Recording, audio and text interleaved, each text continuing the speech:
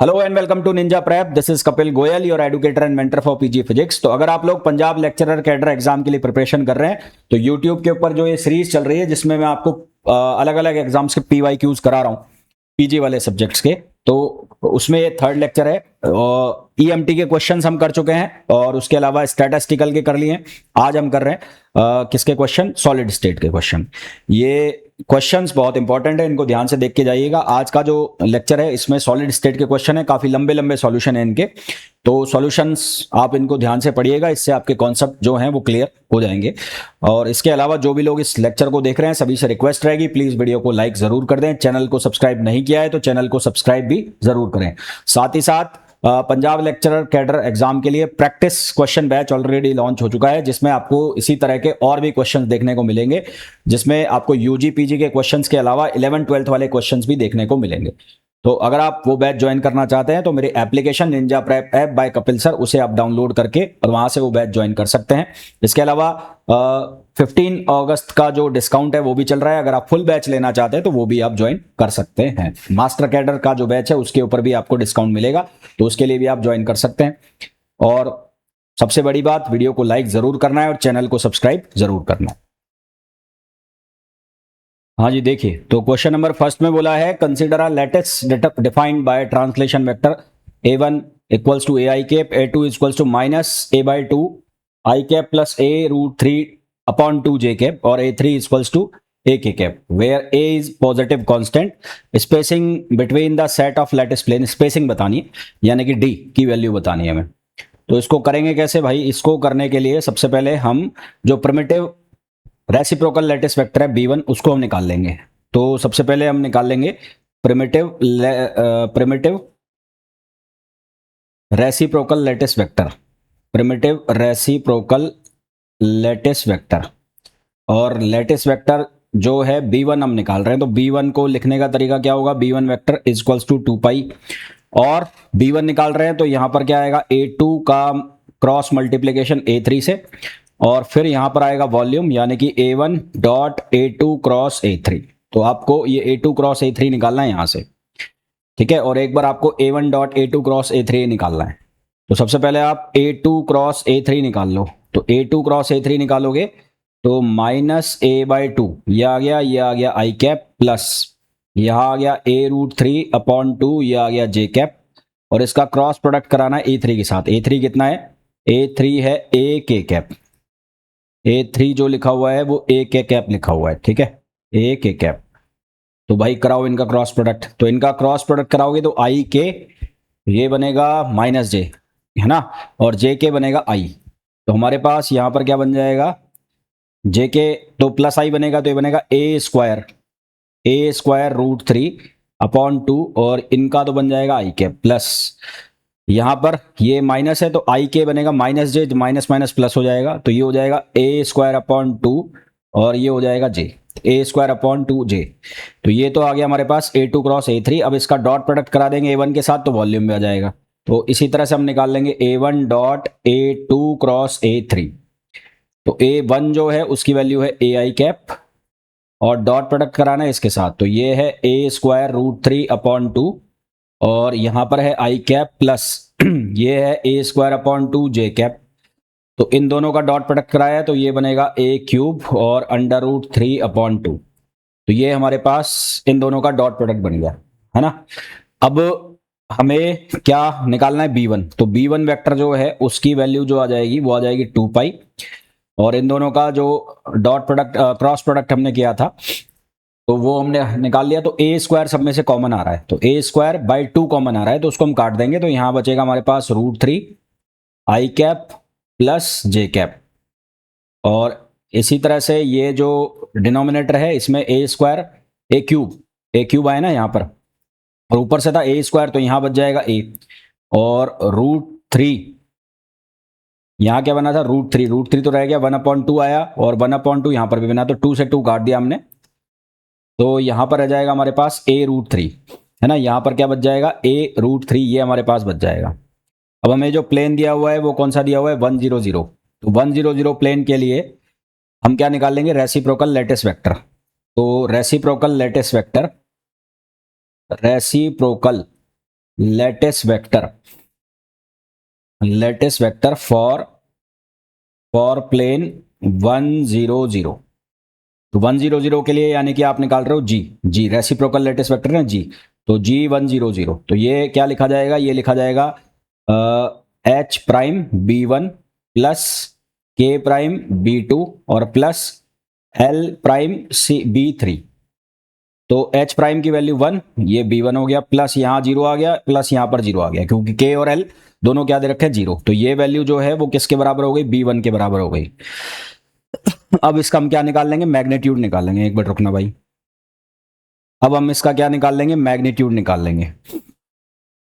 तो इसका जो मैग्नीट्यूड आएगा B1 का, G100 का, तो G100 का मैग्नीट्यूड किसके बराबर आ गया, ये आ जाएगा B1 का मैग्नीट्यूड। और B1 का जो मैग्नीट्यूड है वो कितना हो जाएगा, वो हो जाएगा 2 पाई अपॉन ए, ये तो बाहर आ गया, और स्क्वायर रूट में क्या हो जाएगा, ये हो जाएगा 1 स्क्वायर, √3 को अंदर भेज देंगे उसको, तो यहां से बन जाएगा 1 अपॉन √3 और इसका हो जाएगा स्क्वायर। तो हमारे पास यहां से बनेगा 4 pi upon a√3, 4 pi upon a√3, ये हमारे पास रेसिप्रोकल लैटिस वेक्टर की वैल्यू आ गई। ठीक है, अब इसका जो मैग्नीट्यूड है वो हमने निकाल लिया।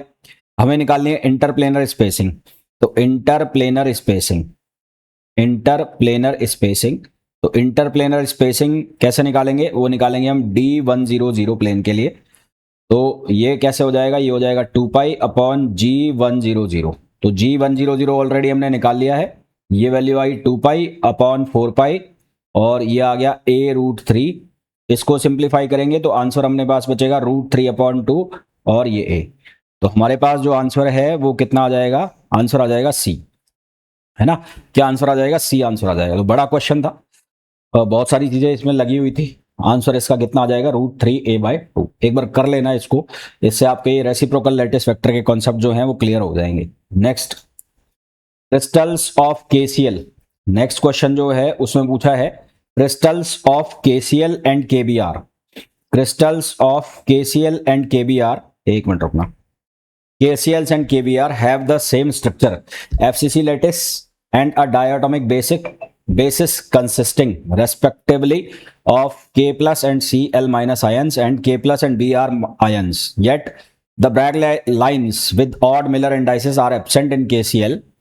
This happens because, अब ये हो क्यों रहा है ये हमें बताना है, इसका रीजन बताना है। ठीक है, इसका हमें क्या बताना है, रीजन बताना है। तो सबसे पहले तो K प्लस और Cl माइनस जो दोनों हैं उनके पास 18 इलेक्ट्रॉन्स हैं, जो उनको क्या बताना है, बना रहे हैं आइसो इलेक्ट्रॉनिक बना रहे हैं। क्या बना रहे हैं, आइसो इलेक्ट्रॉनिक। और क्योंकि उनका जो इलेक्ट्रॉनिक कॉन्फ़िगरेशन है वो आइडेंटिकल है, दोनों का जो इलेक्ट्रॉनिक कॉन्फ़िगरेशन है वो आइडेंटिकल हो गया, तो उनके जो एटॉमिक फॉर्म फैक्टर हैं वो क्या होंगे, इक्वल होंगे, यानी कि FK प्लस इक्वल्स टू क्या होगा, FCl माइनस। और इसकी वजह से जो कंप्लीट कैंसिलेशन हो जाएगा किसका, डायफ्रैक्शन पीक्स का, for odd Miller indices in the structure factor equation. तो स्ट्रक्चर फैक्टर इक्वेशन में जो आइसोइलेक्ट्रॉनिक्स होने की वजह से इसका जो कंप्लीट क्या हो जाएगा, आइसोलेशन हो जाएगा। तो ए भी सही है और बी भी सही है, तो हमारे पास जो सही आंसर क्या आ जाएगा, वो आ जाएगा सी आ जाएगा। क्या आंसर आ जाएगा, सी। मैं यहां लिख भी देता हूं यहां पर इस चीज को कि K plus and Cl minus, K plus and Cl minus, तो K plus and Cl minus, K plus and Cl minus ions both have 18 electrons, both have 18 electrons, और ये इसको क्या बनाते हैं, आइसो इलेक्ट्रॉनिक बनाते हैं, मेकिंग देम आइसो इलेक्ट्रॉनिक, ये इनको आइसो इलेक्ट्रॉनिक बनाते हैं। ठीक है, उसके बाद जो इनका इलेक्ट्रॉनिक कॉन्फ़िगरेशन है वो आइडेंटिकल हो रहा है, जिसकी वजह से इनके जो एटॉमिक फॉर्म फैक्टर है वो भी एसेंशियली क्या हो जाते हैं, इक्वल हो जाता है। And they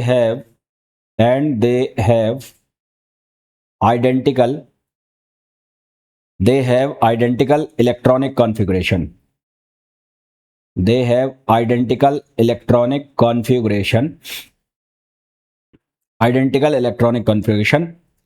their atomic form factor form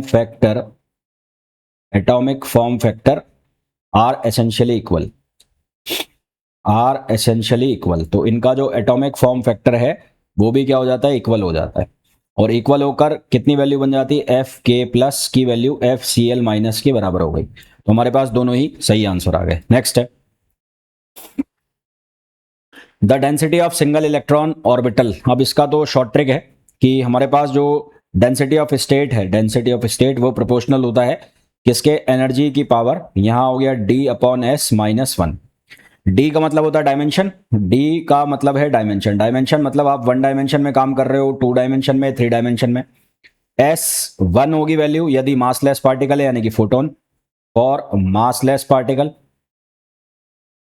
और एस की वैल्यू होगी टू फॉर मासिव पार्टिकल मतलब जिसके अंदर मास है। अब हम यहां पर किसके लिए बात करें, टू डायमेंशन के लिए, और फ्री इलेक्ट्रॉन है तो फॉर टू डायमेंशन 2D, तो 2D के लिए डी की वैल्यू होगी 2 और एस जो है उसकी वैल्यू भी हो जाएगी 2 क्योंकि इलेक्ट्रॉन है, मासिव है। तो यहां density of state proportional to ये आ जाएगा ई पावर 2/2 माइनस 1। तो डेंसिटी ऑफ स्टेट जो है प्रोपोर्शनल हो गया ई पावर 0। तो यहाँ ई पावर 0 में कोई सा भी नहीं आ रहा है, यहाँ 1/2 1/3/2 3/2। तो हमारे पास जो आंसर आएगा वो क्या आएगा, नन ऑफ द अबव आएगा। Next, which of the following is true for Baloch function. इनमें से ब्लोच फंक्शन के लिए कौन सा सही लिखा हुआ है। तो ब्लोच फंक्शन के लिए जो उसका वेव फंक्शन है वो ब्लोच थ्योरम को सेटिस्फाई करना चाहिए और जो ब्लोच थ्योरम है वो क्या है, ये है ऑपरेटर है टी, यहाँ फंक्शन हो गया और ये हो गया आर, तो ये हो गया ई पावर आयोटा के आर और ये आर वेक्टर, और ये फंक्शन हो गया साई के और आर। तो ये जो है ये क्या हो गई, ब्लोच थ्योरम हो गई, ये क्या हो गई, ब्लोच थ्योरम। तो आंसर हमारे पास क्या आ जाएगा, डी आ जाएगा। ठीक है, क्या आंसर आ जाएगा, D. Next, for a crystal specimen with n primitive cells the number of single electron orbital in a band is. हमें ये बताना है कि क्रिस्टल जिसमें n प्रिमिटिव सेल्स है, number of single electron band में कितने होंगे। तो यदि हमारे पास कोई क्रिस्टल है जिसमें n यूनिट सेल्स हैं तो उनकी जो एनर्जी होगी, कितने एनर्जी लेवल्स होंगे, n एनर्जी लेवल्स होंगे, और हर एक एनर्जी लेवल 2 इलेक्ट्रॉन को होल्ड कर सकता है, एक अप स्पिन के साथ और एक डाउन स्पिन के साथ। तो total number of single electrons जो होंगे वो कितने होंगे, 2n होंगे, है ना, कितने होंगे, 2n। तो आंसर हमारे पास क्या आ जाएगा, 2n आ जाएगा। तो मैं यहां लिख देता हूं, for a crystal with n unit cells, for a crystal with n unit cells there are n energy levels, there are n energy levels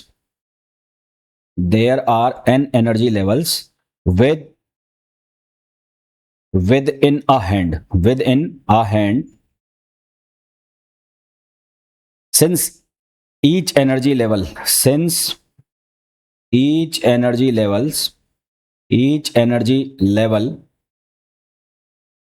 can hold 2 electrons. 2 electron कौन से, एक अप स्पिन का एक डाउन स्पिन का। तो total number of कितना आ जाएंगे, total electrons, तो टोटल इलेक्ट्रॉन्स जो हो जाएंगे इसमें वो कितने हो जाएंगे, 2n। तो आंसर हमारे पास कितना आ जाएगा, 2n आ जाएगा। Next, the diamagnetic susceptibility is essential independent of temperature. तो under all circumstances as long as the electronic structure is independent of temperature at Y. ये हमें पूछा है कि डायमैग्नेटिक सस्पेक्टेबिलिटी जो है वो क्या सभी सर्कमस्टांसेस में टेम्परेचर से इंडिपेंडेंट रहती है या कोई स्पेशल कंडीशन होती है। तो डायमैग्नेटिज्म जो है वो इनहेरेंट प्रॉपर्टी है जो कि किसकी वजह से आ रही है, लार्मोर प्रेसिजन की वजह से आ रही है, यानी कि जो ऑर्बिटल मोशन हो रहा है बाउंड इलेक्ट्रॉन्स का उसकी वजह से आ रही है, जो कि पूरा क्वांटम मैकेनिकल प्रॉपर्टी होती है, यानी कि इनहेरेंट प्रॉपर्टी है। और जब तक जो इलेक्ट्रॉनिक स्ट्रक्चर है वो चेंज नहीं होगा तब तक डायमैग्नेटिक सस्पेक्टेबिलिटी बनी रहेगी, और जब भी इलेक्ट्रॉनिक स्ट्रक्चर जो उसका चेंज हो जाएगा तो डायमैग्नेटिक सस्पेक्टेबिलिटी टेम्परेचर के साथ चेंज होगी। तो हमारे पास आंसर क्या आ जाएगा, बी आ जाएगा। Next, the exchange field in a ferromagnetic substance arises primarily from direct magnetic interaction among magnetic dipoles, electrostatic interaction, the Pauli exclusion principle, anti symmetric of electrons. तो exchange field in ferromagnetic substance arises. तो exchange field का हमें बताना है ferromagnetic substance के अंदर। तो exchange जो इंटरेक्शन होता है रेस्पॉन्सिबल होता है किसके लिए? फेरोमैग्नेटिज्म के लिए, क्वांटम मैकेनिकल में। तो कूलम इलेक्ट्रोस्टैटिक इंटरेक्शन जो होता है वो कंबाइंड होता है किसके साथ? एंटी सिमेट्रिक रिक्वायरमेंट के साथ। तो हमारे पास जो सही आंसर आ जाएगा वो क्या आ जाएगा? Anti symmetry of electron wave function and the electrostatic interaction between magnetic ions. ठीक है, तो आंसर हमारे पास क्या आ जाएगा? डी आ जाएगा। Next, consider a two-dimensional solid described by a square lattice and a monoatomic basis. What should be the minimum number of electron to be contributed by an atom such that the free electron from Fermi surface encloses the first brilliance zone completely? First brilliant zone को completely वो fill कर दे, ये हमें बताना है। तो सबसे पहले तो जो फर्स्ट ब्रिलियन जोन होगा किसके लिए? 2D स्क्वायर, टू डायमेंशनल ना, तो 2D स्क्वायर लेटिस के लिए फर्स्ट ब्रिलियन जोन होगा, उसका जो एरिया होगा वो कितना होगा? अगर उसका लेटिस पैरामीटर ए है तो एरिया ब्रिलियन जोन का कितना होगा? 2πa अपॉन ए स्क्वायर। तो फॉर 2D लेटिस एरिया हम निकाल लेंगे ब्रिलियंस जोन का, तो वो कितना होगा? 2π अपॉन ए, और इसका क्या हो जाएगा? स्क्वायर हो जाएगा। अब एक सिंगल इलेक्ट्रॉन जो होगा पर सेल में, जिसके दो स्पिन स्टेट होंगे, है ना, हर सेल के अंदर एक इलेक्ट्रॉन, और जिसके स्पिन स्टेट कितने हैं? 2। उसके लिए जो करस्पॉन्डिंग एरिया आएगा वो कितना आएगा? वो आएगा 2π अपॉन ए स्क्वायर, जो आपने करा, जो एरिया निकाला, क्योंकि 2 उसके स्पिन स्टेट है तो उसको किससे डिवाइड कर देंगे? 1/2 से, है ना। तो for single electron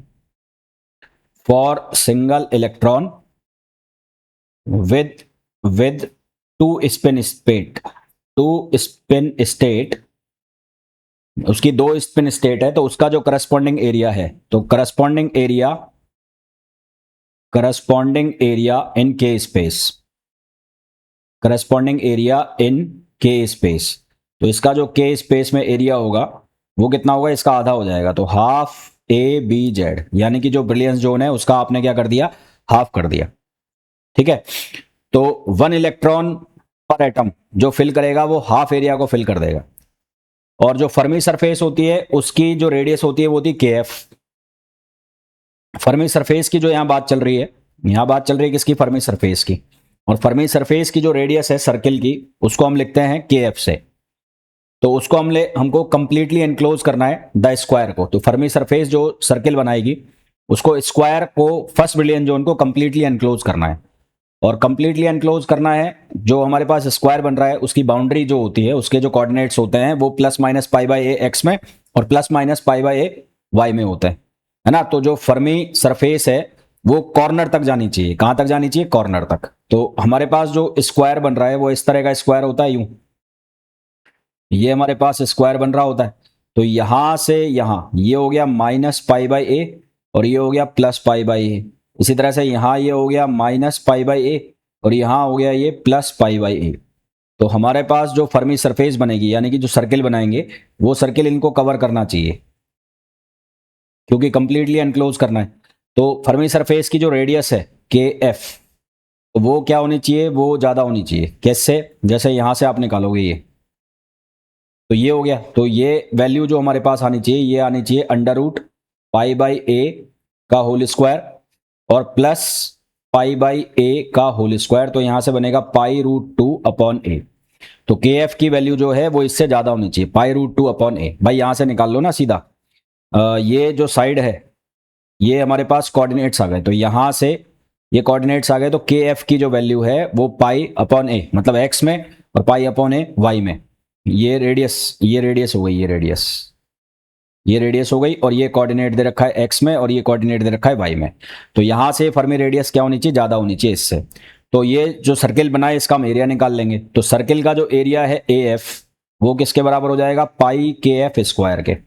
πKF square से निकालोगे तो ये वैल्यू यहां रखोगे, तो ये बन जाएगा 2, कितना बनेगा? π² 2π² upon a square, 2π² upon a square. ये क्या बन जाएगा? इसका एरिया बन जाएगा। π³ होगा ना। हाँ, तो ये इसका क्या बन जाएगा, एरिया बन जाएगा। तो हमें क्या बताना है, नंबर ऑफ इलेक्ट्रॉन्स। तो नंबर ऑफ इलेक्ट्रॉन्स जो होंगे n, वो किसके बराबर होंगे, वो होंगे AF और एरिया पर इलेक्ट्रॉन, एरिया पर इलेक्ट्रॉन। तो AF जो हमने निकाला वो निकाला कितना, 2 pi square upon A square, और एरिया पर इलेक्ट्रॉन जो है ABZ का हाफ था, तो ये भी कितना था, ABZ का हाफ, यानी कि ये जो है यहां पर निकल रहा है 4 पाई स्क्वायर, और इसको 2, तो ये भी कितना बन रहा है, ये भी बन रहा है 2 pi square upon A square. कितना बन रहा है, 2 pi square upon A square. तो यहां से हमारे पास आंसर आया कितना, 1। यहां से हमारे पास कितना आंसर आ गया, 1 आंसर आ गया। तो ये हमारे पास number of electron 1 pair of state per unit आया, 1 pair of state per unit आया। ठीक है, तो n की जो वैल्यू है हमारे पास, वो अगर हम रखें यहाँ पर, एक मिनट रुकना, यहाँ पर कुछ गड़बड़ करी है मैंने।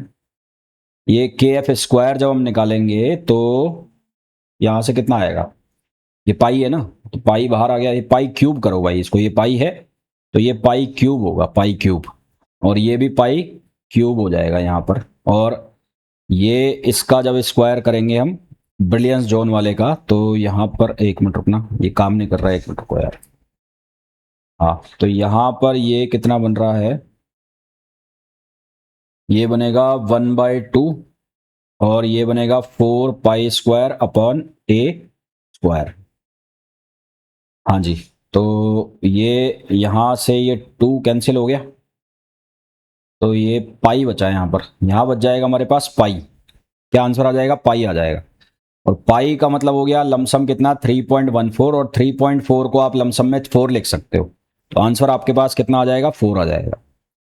क्या आंसर आ जाएगा, 4। Next, in a conventional superconductor current is carried by a so called Cooper pair.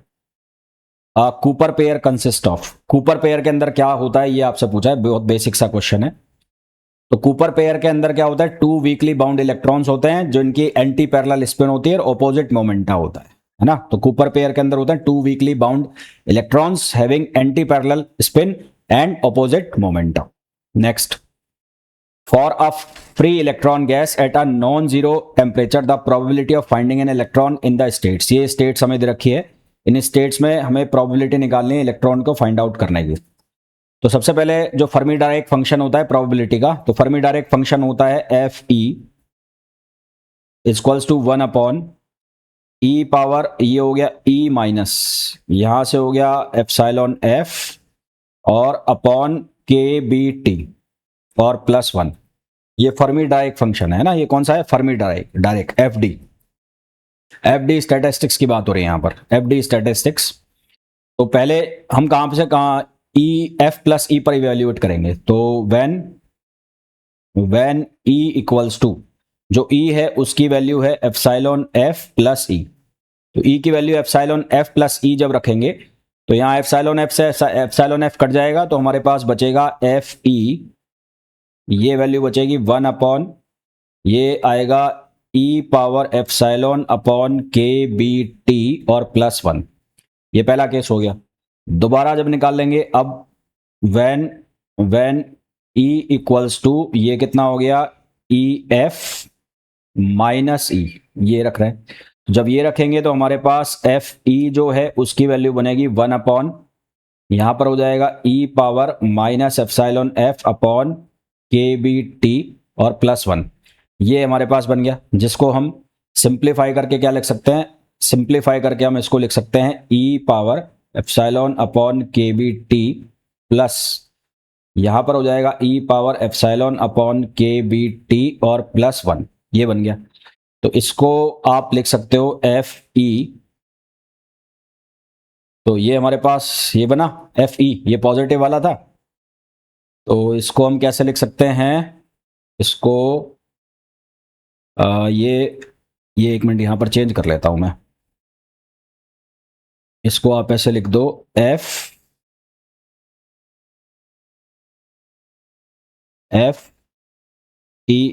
Plus E। तो इसको आप चेंज करके लिख सकते हो कैसे, 1 माइनस FEF प्लस E, और इसको भी आप चेंज कर लो, इसको आप लिख लो EF माइनस E। इसको आप लिख लो F E F minus E, और ऐसे ही इसको भी आप ये लिखो F E F minus E, F of E F minus E, ये लिखो। ठीक है, तो यहां से हमारे पास इन दोनों को जब आप ऐड करोगे तो जो प्रोबेबिलिटी आएगी F E F minus E plus F E F plus E, तो ये जो प्रोबेबिलिटी दोनों की आ गई वो कितनी आ गई, 1 आ गई। तो कोई भी जो नॉन जीरो एनर्जी शिफ्ट होगा, नॉन जीरो एनर्जी शिफ्ट यानी कि एप्सिलॉन की वैल्यू जब ग्रेटर देन जीरो होगी तो एफ दोनों जो हैं ये आपस में इक्वल नहीं होंगे नॉन जीरो के लिए। जैसे ही एप्सिलॉन की वैल्यू जीरो से ज्यादा होगी तो ये दोनों आपस में इक्वल नहीं होंगे। तो फॉर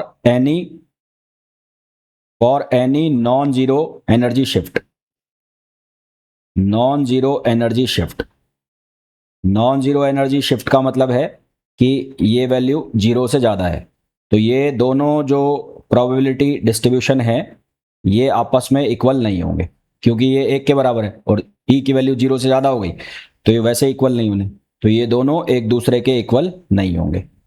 तो हमारे पास जो आंसर आ जाएगा वो क्या आ जाएगा, नॉट इक्वल आ जाएगा। नेक्स्ट जो क्वेश्चन है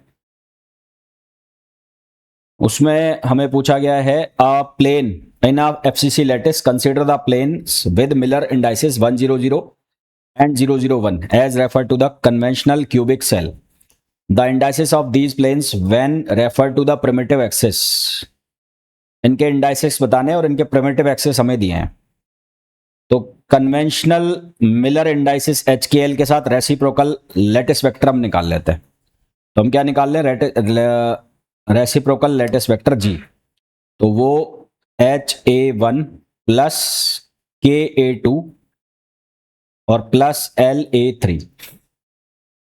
तो यहां से इसको कैसे लिखते हैं, इसको लिखते हैं 2 पाई अपॉन A, और ये लिखा जाता है HX प्लस KY और प्लस LZ। ठीक है, अब जो प्रिमिटिव रेसिप्रोकल लैटिस वेक्टर होता है वो होता है B1 B2 B3 BC FCC में, क्योंकि कौन सा लैटिस दिया हुआ है, FCC।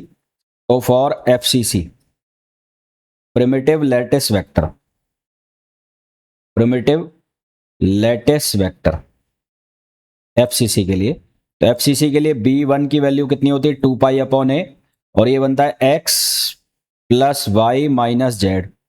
और इसी तरह से B2 की वैल्यू निकाल लो, तो B2 की वैल्यू होती है 2 पाई अपॉन A, और ये होता है minus X plus Y plus Z. और एक होता है B3 की वैल्यू होती है 2 पाई अपॉन A, और यहां पर हो जाएगा अब माइनस का y हो जाएगा x minus Y plus Z. तो ये हमारे पास B1 B2 B3 की वैल्यू निकाल ली। अब हम निकाल लेंगे G जो है हमने निकाला प्रिमिटिव रेसिप्रोकल बेसिस में, उसको लिखेंगे। तो प्रिमिटिव रेसिप्रोकल बेसिस में लिखेंगे तो G की जो वैल्यू है उसको जैसे हमने पहले क्वेश्चन में लिखा था H prime B1 plus K prime B2 और प्लस L प्राइम और B3, ऐसे हमने लिख दिया। तो कौन कौन से प्लेन है हमारे पास, 100, तो फॉर 100 कौन सा प्लेन, 100 प्लेन के लिए क्या लिखा जाएगा, 100 के लिए क्या बचेगा, यहाँ 1 आएगा बस, ये दोनों 0 हो जाएंगे। तो यहाँ पर हमारे पास G1 प्राइम यानी कि ये वाला, तो जो G है उसकी वैल्यू क्या बनेगी, 2 पाई अपॉन A और x prime, 2 pi upon A x prime, और ये 2 pi upon A x prime, और यहां पर ये किसके बराबर हो जाएगा, ये बराबर हो जाएगा B1 प्लस B3। ठीक है, किसके बराबर हो जाएगा, B1 प्लस B3। अगर मैं ये जो लिखा है B1 और B3 इन दोनों का सम कर दूं तो B1 और B3 का सम भी किसके बराबर आ रहा है, 2 pi upon A into 2x। इसमें से 2 कॉमन ले लिया तो 2 पाई अपॉन A x आ रहा है, 2 पाई अपॉन A x आ रहा है जब हम किसको लिख रहे हैं, इसको B1 प्लस B3 को। तो अगर मैं इन दोनों को ऐड करूं B1 को और B3 को, तो B1 और B3 को ऐड करता हूं तो B1 प्लस B3, तो यहां से B1 प्लस B3 ऐड करता हूं तो ये क्या बन रहा है, ये बन रहा है 2 पाई अपॉन A और इंटू 2x। इसमें से 2x कॉमन निकाल लिया, इसको मैं इस तरह से लिख रहा हूं 1/2